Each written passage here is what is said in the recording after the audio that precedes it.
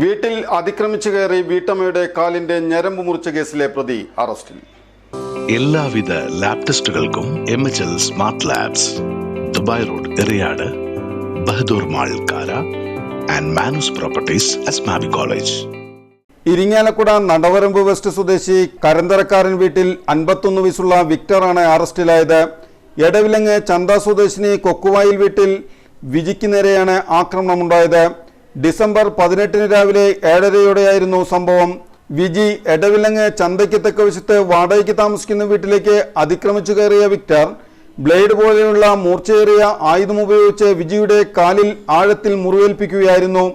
ആക്രമണത്തിൽ വിജിയുടെ കാലിന്റെ ഞരമ്പ് മുറിഞ്ഞു. വിജി കുവൈറ്റിൽ ജോലി ചെയ്തിരുന്ന സമയത്ത് വിക്ടർ മുഖേന ചേർന്ന ചിട്ടിയിലെ പണം തിരികെ നൽകാത്തതിലുള്ള വിരോധമാണ് ആക്രമണത്തിന് കാരണമായത്. പ്രതിയെ നിയമ നടപടികൾക്ക് ശേഷം കോടതിയിൽ ഹാജരാക്കും.